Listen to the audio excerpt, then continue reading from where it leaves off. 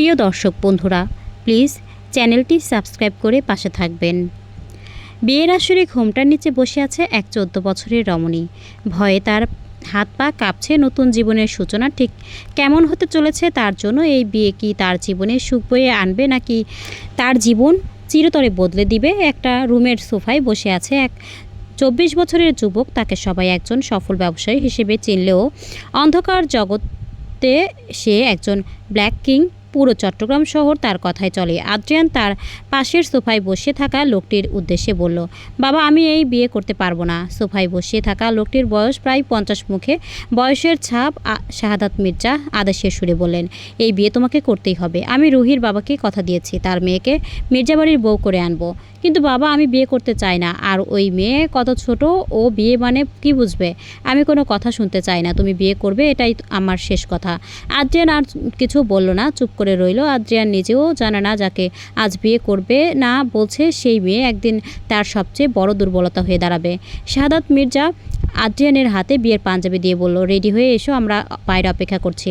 Adrian panjabi নিয়ে রুমের দরজা বন্ধ করে দিল। কিছুক্ষণ পরে আদ্রিয়ান রেডি হয়ে বাইরে আসলো। সবাই আদ্রিয়ানের দিকে তাকিয়ে থাকলো। একটা মহিলা আদ্রিয়ানের দিকে এগিয়ে এসে আদ্রিয়ানের কানের পেছনে একটা কাজলের টিপ লাগিয়ে দিল।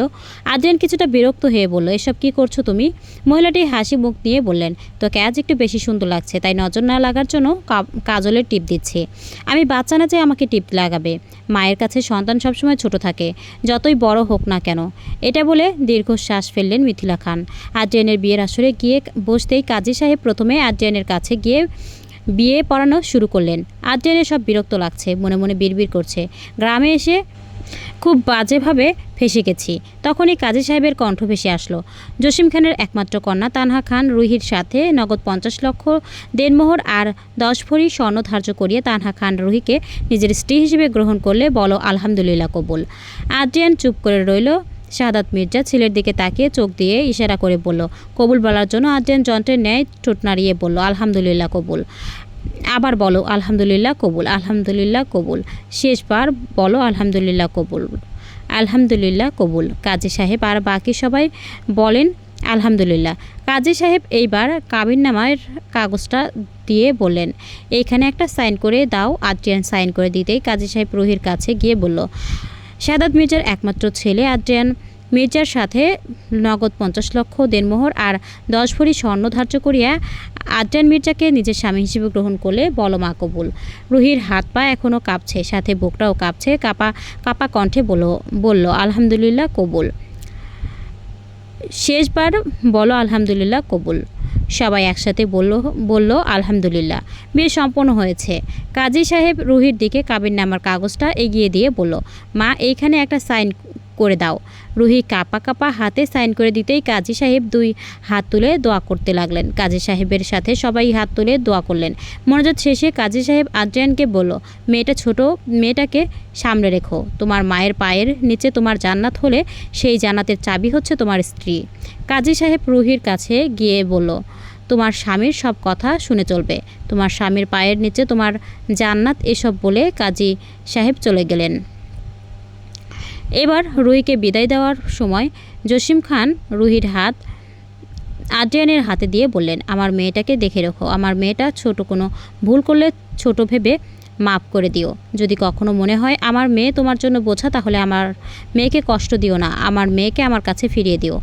আমার মেয়েটার একটা বদ অভ্যাস আছে, সে রাগ করলে ভাত খায় না। তার রাগ কমলে তখন নিজেই খেয়ে নেয়। আমার মেয়ে অল্পতেই খুশি হয়ে যায়, আবার অল্পতেই কান্না করে দেয়।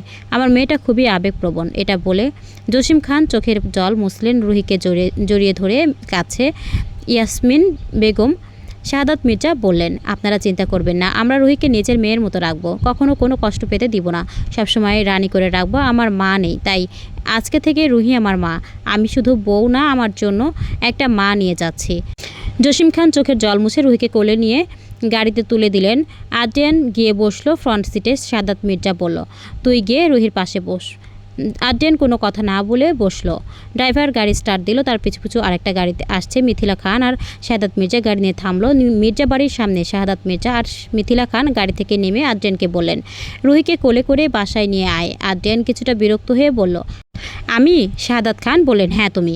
আদ্রিয়ান রুহিকে কোলে নিয়ে বাসার দরজায় যেতেই দেখলো বাড়ির সবাই দাঁড়িয়ে আছে। আদ্রিয়ান রুহিকে কোল থেকে নামিয়ে দিল। একটা মহিলা রুহির মুখের সামনে দুধের গ্লাস এগিয়ে দিল। রুহি দুধে এক চুমুক দিয়ে মুখ সরিয়ে নিতেই আরেকটা মহিলা মিষ্টি এগিয়ে দিল। রুহি একটু মিষ্টি খেয়ে মুখ সরিয়ে নিল।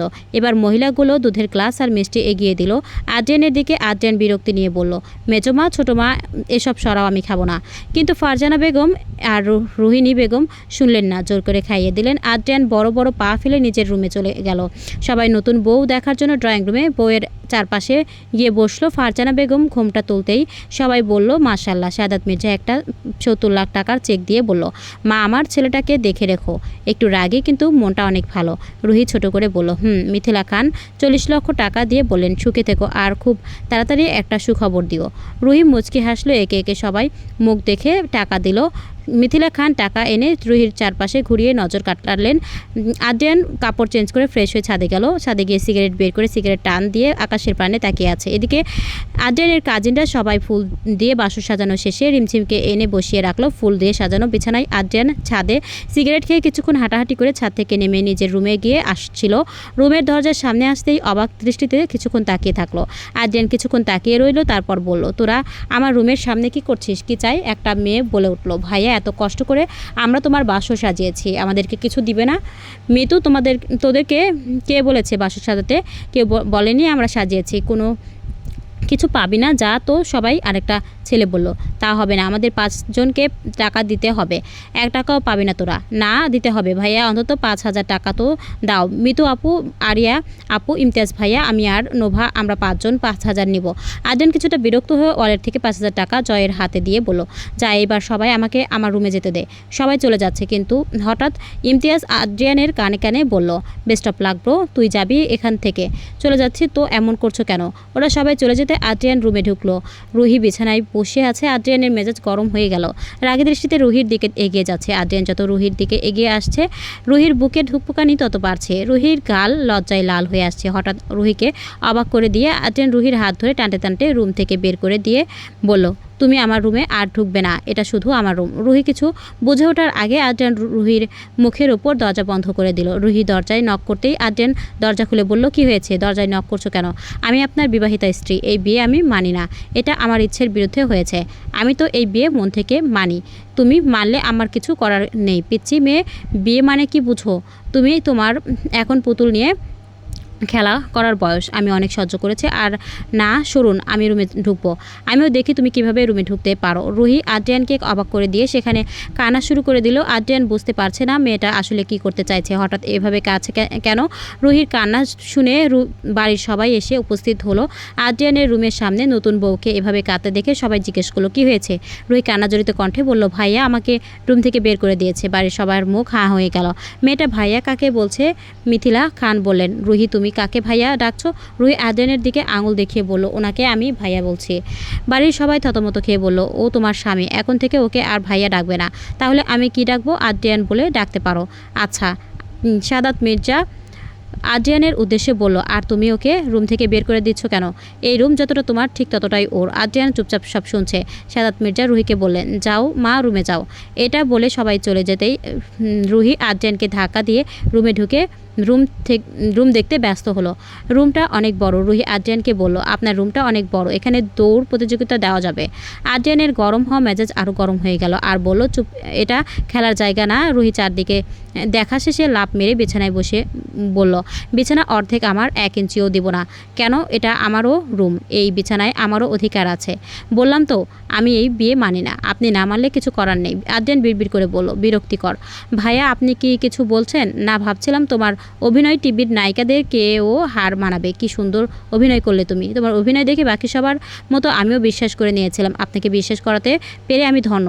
যাও, গিয়ে কাপড় চেঞ্জ করে আসো, তোমাকে দেখে আমার নিজেরই গরম লাগছে। আচ্ছা বলে রুহি শাড়ি খুলতে লাগলো। আদ্রিয়ান বলল, কি করছো? আমার সামনে কেন কাপড় চেঞ্জ করছো? ড্রেসিং রুমের দরজা ওদিকে, যাও ড্রেসিং রুমে গিয়ে চেঞ্জ করো।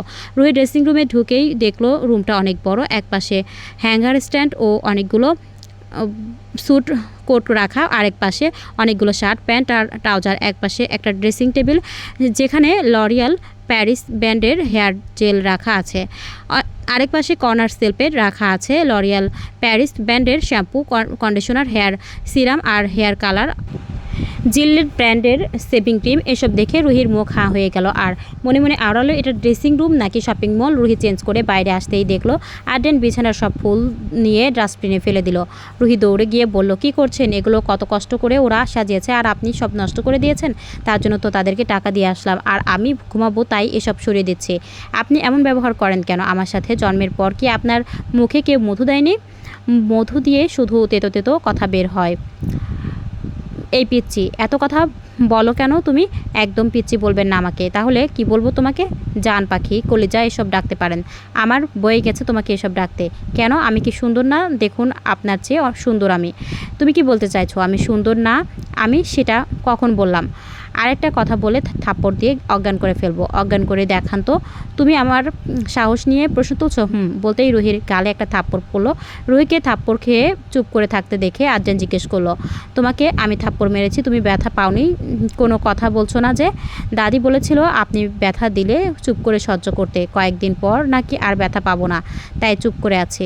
তোমার দাদি তোমাকে এসব বলেছে? তাই তো চুপ করে আছি। আল্লাহ কি করব এই পিচ্চিকে নিয়ে।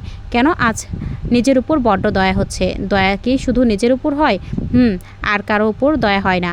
বলেই আদ্রিয়ান রুহির হাতে বালিশ আর কমফোর্টার দিয়ে বলল, এসব নিয়ে ফ্লোরে বিছানা করে ঘুমিয়ে যাও। আপনি কি আমাকে ইন্ডিয়ান সিরিয়ালের নায়িকা ভেবেছেন যে আমি ফ্লোরে ঘুমাবো, আপনি বিছানায় ঘুমাবেন? আজব তো, আমি সেটা কখন বললাম? আমি আমার বিছানা কারোর সাথে শেয়ার করি না, তাই বললাম তোমাকে ফ্লোরে বিছানা করে ঘুমাতে। এত বড় বিছানা থাকতে ফ্লোরে কেন ঘুমাবো? এটা আমার বিছানা বললেই হলো, এটা আমার বিছানা। আমি ঘুমাচ্ছি, তুমি ফ্লোরে ম্যানেজ করে নাও। না পারবো না, আমি বিছানায় ঘুমাবো বলে লাফ দিয়ে বিছানায় শুয়ে পড়লো রুহি। আদ্রিয়ান আর কোনো উপায় না পেয়ে মাঝখানে বালিশ দিয়ে শুয়ে পড়ল। সকাল 4টায় উঠে রুহি গোসল শেষ করে নামাজ পড়ে কোরআন তেলাওয়াত করছে নিজের রুমে। ড্রয়িং রুমে বাড়ির 3 কর্তা ফজরের নামাজ শেষ করে বসেছিল। আদ্রিয়ান রুম থেকে কোরআন তেলাওয়াতের আওয়াজ ড্রয়িং রুম পর্যন্ত আসছে। 3 ভাই কোরআন তেলাওয়াত শুনছিল। হঠাৎ সোহেল মির্জা বললেন, মেয়েটা খুবই ভালো জসিম ভাই, মেয়েটাকে খুব ভালো শিক্ষা দিয়েছেন। শফিক মির্জা বললেন, ঠিক বলেছ ভাইয়া। 3 ভাই কথা বলছিল। সিঁড়ির দিকে চোখ যেতেই দেখলো রুহি সিঁড়ি দিয়ে নেমে কিচেনের দিকে যাচ্ছে। রুহি কিচেনে গিয়ে দেখলো বাড়ির 3 কর্তাই আগে থেকেই কিচেনে কাজ করছে। মিথিলা খান বললেন, রুহি তুমি কিচেনে এসেছো কেন? আপনাদের একটু সাহায্য করতে এসেছিলাম। ফারজানা বেগম বললেন, তোমাকে কোনো কাজ করতে হবে না, আজকে চা আমি বানাই। মিথিলা খান বললেন, না দরকার নেই, আমরা করে নিব। প্লিজ ফুপি, আমি বানাই চা। ঠিক আছে বানাও, কিন্তু আমাকে ফুপি না আম্মু ডাকবে তুমি। ঠিক আছে ফুপি, সরি আম্মু। রুহি চা বানিয়ে ড্রয়িং রুমে গিয়ে বাড়ির 3 কর্তাকে চা দিয়ে বলল, চা আমি বানিয়েছি, কেমন হয়েছে? 3 ভাই বললেন, সত্যি খুব ভালো হয়েছে চা। শাহাদাত মির্জা বললেন, এই নাও মা, আমার কাছে এখন ক্যাশ নেই, তাই এই কার্ডটা রাখো। এসবের দরকার নেই আব্বু, আমার দোয়া মনে করে রেখে দাও। তারপর সোহেল মির্জা আর শফিক মির্জা দুইজনে 2টা 500 টাকা বান্ডিল দিয়ে বললেন, আমাদের দোয়া মনে করে এটা রেখে দাও। ধন্যবাদ আব্বু, মেজো আব্বু আর ছোটো আব্বু। বলে রুহি কিচেনে গিয়ে বলল, আদ্রিয়ান ভাইয়াকে চা দিয়ে আসি। ফারজানা বেগম বললেন, ও চা খায় না, কফি খাই। এই নাও, আমি কফি বানিয়ে রেখেছি, তুমি নিয়ে যাও। আচ্ছা বলে রুহি কফি নিয়ে আদ্রিয়ানের রুমে গিয়ে যা দেখলো, মেয়েটার মুখ হাঁ হয়ে গেল। রুহি দেখলো রুমের চারদিকে জিনিসপত্র ছড়িয়ে আছে। আদ্রিয়ান কোমরে টাওয়েল পেঁচিয়ে ওয়াশরুম থেকে বের হয়ে ড্রেসিং রুমের দিকে এগিয়ে যাচ্ছে। রুহি আদ্রিয়ানের উদ্দেশ্যে বলল, বা আপনার শরীরের গঠন তো খুব সুন্দর। এই পিচ্চি, তোমার লজ্জা করে না একটা পুরুষের দিকে এভাবে নজর দিতে? আমার স্বামীকে আমি না দেখে কে দেখবে? আমার রুমের এই অবস্থা করেছেন কেন? তোমাকে বলতে বাধ্য নই, আর তোমাকে কতবার বলবো আমি এই বিয়ে মানি না। আপনি না মানলে আমার কিছু করার নেই। আদ্রিয়ান আর কিছু না বলে ড্রেসিং রুমে চলে গেল। রুহি টেবিলে কফি রেখে রুম গুছিয়ে রাখছে। আদ্রিয়ান ড্রেসিং রুম থেকে রেডি হয়ে বের হলো। রুহি চোখ তুলে আদ্রিয়ানের দিকে তাকাতেই দেখলো কালো রঙের শার্ট ইন করে পরেছে, গলায় কালো রঙের ট্রাই, হাতে গ্রাফ ডায়মন্ডসের হ্যালোসিনেশন ঘড়ি, আরেক হাতে কালো রঙের কোট। শরীর থেকে কস্তুরি আর মিষ্টি ফুলের মিশ্রণের সুগন্ধ আসছে। রুহি কফির দিকে তাকিয়ে বলল, কফি তো ঠান্ডা হয়ে গেছে, আচ্ছা আমি আবার গরম করে নিয়ে আসছি। আর্জেন্ট বলল, না দরকার নেই। বললেই হলো, চলুন আমার সাথে ড্রয়িং রুমে, আমি কফি গরম করে দিচ্ছি। বলে আর্জেন্টের হাত ধরে টেনে টেনে ড্রয়িং রুমে নিয়ে আসলো। আর্জেন্ট বলল, এই পেঁচি, আমার হাত ধরে রেখেছো কেন? আমার হাত ছেড়ে দাও। ঠিক আছে আপনি বসুন, আমি আপনার জন্য কফি গরম করে নিয়ে আসি। আর্জেন্ট ড্রয়িং রুম থেকে মিথিলা খানের উদ্দেশ্যে বলল, বাবা আর চাচুরা কোথায়? ছেলের ডাক শুনে মিথিলা খান কিচেন থেকে বেরিয়ে এসে বললেন, আজকে ওনাদের নাকি জরুরি কাজ আছে, তাই তাড়াতাড়ি ব্রেকফাস্ট করে অফিসে গেছেন। ও আচ্ছা, আমাকে ব্রেকফাস্ট দাও। মিথিলা খান আচ্ছা বলে কিচেনের দিকে যেতেই রুহি ওনাকে থামিয়ে দিয়ে বলল, আপনি বসুন ব্রেকফাস্ট করতে, আমি নিয়ে আসছি খাবার। এটা বলে রুহি কিচেনে গিয়ে ফারজানা বেগম আর রোহিণী বেগম ও পাঠিয়ে দিলেন ব্রেকফাস্ট করার জন্য। ওনারাও এসে বসলেন খাবার টেবিলে। রুহি কিচেন থেকে ব্রেকফাস্ট এনে রাখছে টেবিলে। মিতু, ইমতিয়াজ, আরিয়া, জয়, নোভা 5 জন একসাথে এসে বসলো খাবার টেবিলে। রুহি সবার প্লেটে খাবার তুলে দিচ্ছে। মিথিলা খান বললেন, রুহি তুমিও বসে যাও ব্রেকফাস্ট করতে। আচ্ছা আম্মু বলে রুহি একটা চেয়ার টেনে বসে গেল। সবাই যে যার মতো খাবার খেতে ব্যস্ত। নীরবতা ভেঙে আরিয়া বলল, ভাবি বিয়ের প্রথম দিন নতুন সংসার কেমন লাগছে? সব ভালোই লাগছে, সবাই অনেক ভালো, কিন্তু কালকে রাতে তোমার ভাই আমাকে ব্যথা দিয়েছে। আদ্রিয়ান খাবার খাচ্ছিল, হঠাৎ রুহির এমন কথা শুনে গলায় খাবার আটকে গেল। মিথিলা খান তাড়াতাড়ি ছেলের দিকে পানি এগিয়ে দিয়ে আদ্রিয়ান পানি খেয়ে বলল, আমার ব্রেকফাস্ট করা শেষ মা, আমি অফিসে যাচ্ছি। আরিয়া, মিতু, ইমতিয়াজ, জয় আর নোভা মুচকি মুচকি হাসছে। রুহি নিজের মতো খাবার খেতে ব্যস্ত। হঠাৎ আদ্রিয়ান আবার ফিরে এসে বলল, আরিয়া আমার রুমে আমি ভুল করে কোট ফেলে এসেছি, যা গিয়ে আমার কোট এটা নিয়ে আয়। আরিয়া উঠতেই রুহি বলল, আরিয়া আপু তুমি বসো, আমি গিয়ে নিয়ে আসছি। আরিয়া বসে গেল। রুহি আদ্রিয়ানের রুমে গিয়ে চারদিকে চোখ বুলিয়ে কোট খুঁজতে ব্যস্ত হলো। হঠাৎ চোখে পড়লো সোফায় কোট রাখা আছে। রুহি কোট হাতে নিয়ে আসার সময় মাথায় দুষ্ট বুদ্ধি আসলো। একটা প্লাস্টিকে টিকটিকি নিয়ে কোট এর পকেটে রাখলো। রুহি কোট নিয়ে হেলে দুলে নিচে নেমে কোটটা আদ্রিয়ানের দিকে এগিয়ে দিল। আদ্রিয়ান কোট গায়ে দিতে দিতে এগিয়ে গেল গাড়ির দিকে। আদ্রিয়ান পিছু পিছু রুহি ও গেল। আরিয়া, ইমতিয়াজ, জয়, মিতু আর নোভা রুহিকে আদ্রিয়ানের পিছু পিছু যেতে দেখে তারাও গেল। আদ্রিয়ান কোটের পেছনে পকেটে হাত দিতেই টিকটিকিটা হাতে লাগলো। হাত দিয়ে বের করলো কি সেটা দেখার জন্য। টিকটিকি দেখে আদ্রিয়ান ভয়ে লাফিয়ে উঠলো। সেটা দেখে রুহি উচ্চস্বরে হেসে উঠলো। আদ্রিয়ান রুহিকে হাসতে দেখে বলল, হিসাবটা আমি তুলে রাখলাম পিচ্ছি। এটা বলে গাড়িতে উঠে চলে গেল অফিসের উদ্দেশ্যে। রুহির এমন কাণ্ড দেখে আরিয়া, জয়, ইমতিয়াজ, মিতু আর নোভা কিছুটা অবাক হয়ে তারা এগিয়ে গেল রুহির দিকে। রুহি তাদেরকে এভাবে নিজের দিকে আসতে দেখে বলল, তোমরা এভাবে আমার দিকে কেন এগিয়ে আসছো? আরিয়া বলল, আমাদেরকে তোমার দলে নিবে। আচ্ছা নিব, কিন্তু আমি তোমাদের ব্যাপারে কিছু জানি না। আচ্ছা আমরা পরিচয় দিচ্ছি। আমি আরিয়া, আদ্রিয়ান ভাইয়ার একমাত্র বোন। আমি অনার্স 2য় বর্ষে পড়ি। ও আচ্ছা, আমি মিতু, আমি তোমার মেজো বাবার মেয়ে। আমি অনার্স 1ম বর্ষে পড়ি। আর আমি ইমতিয়াজ, মিতু আপু ভাই ইন্টার 2য় বর্ষ। আমি জয়, তোমার ছোট বাবার ছেলে। আমি এই বছর এসএসসি দিব। তোমাদের দলের লিডার। আমাদের মধ্যে সব সময় গোপন, সব কিছু গোপন থাকবে, বুঝছো? 5 জন একসাথে বলে উঠল, বুঝেছি। কিচেনে কাজ শেষ করে মিথিলা খান, ফারজানা বেগম আর রোহিণী বেগম গল্প করছে। তাদের সাথে এসে যোগ দিল রুহি। বাড়িতে তারা 4 জন আর 2টা কাজের লোক ছাড়া আর কেউ বাড়িতে নেই। বাড়ির 3 কর্তা আর আদ্রিয়ান অফিসে, আর আরিয়া, মিতু, ইমতিয়াজ তারা কলেজে, জয় আর নোভা স্কুলে গেছে। মিথিলা খান আদ্রিয়ানের ছোটোবেলার কথা বলছেন। রুহি, ফারজানা বেগম আর রোহিণী বেগম এসব শুনছেন। মিথিলা খান বললেন, আদ্রিয়ান যখন ছোট ছিল তখন সবাই তাকে আদর করে আদি ডাকতো। রুহি বলল, এখন কেন ডাকেন না? ও বড় হওয়ার সাথে সাথে সবাই আদ্রিয়ান নামে ডাকতে শুরু করলো, তাই আমরাও আদ্রিয়ান ডাকি। ও আচ্ছা। একবার কি হয়েছে জানো? বাগানে দাঁড়িয়ে কাজের লোকেরা সাপ সাপ বলে চিৎকার করেছে। সবাই সাপের ভয়ে একপাশে দাঁড়িয়ে আছে। আদ্রিয়ানের বয়স 3 বছর। আদ্রিয়ান হেঁটে হেঁটে গিয়ে সাপের লেজে কামড় বসিয়ে দিল। সাপ কামড় দেওয়া জন্য পিছন ফিরার আগে আদ্রিয়ান দাদু গিয়ে আদ্রিয়ানকে নিয়ে আসে। তারপর কি হয়েছিল? তারপর আদ্রিয়ান সাপটাকে কামড় মারার জন্য সাপের বিষ তার দাঁতের মাধ্যমে শরীরে ঢুকে যায়। আদ্রিয়ানের শরীর নীল হতে শুরু করলো। বাড়িতে সবাই কান্নাকাটি শুরু করে দিলাম। আদ্রিয়ানের বাবা আদ্রিয়ানকে নিয়ে হাসপাতালে গেল। দীর্ঘ 5 দিন পরে আদ্রিয়ান সুস্থ হয়ে বাড়িতে আসে। ও আচ্ছা।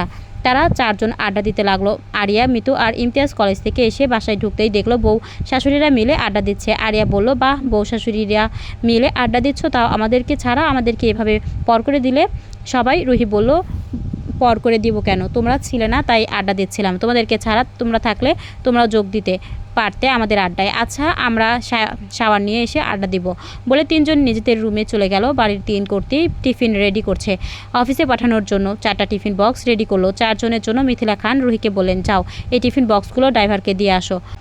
রুহি আচ্ছা বলে টিফিন বক্সগুলো নিয়ে ড্রাইভারকে দিয়ে বলল, নিন এগুলো অফিসে দিয়ে আসবেন। জি ম্যাম। ভিডিওটি কেমন লাগলো অবশ্যই কমেন্ট করে জানাবেন। ভালো লাগলে লাইক, কমেন্ট, শেয়ার এবং সাবস্ক্রাইব করে পাশে থাকবেন। ধন্যবাদ।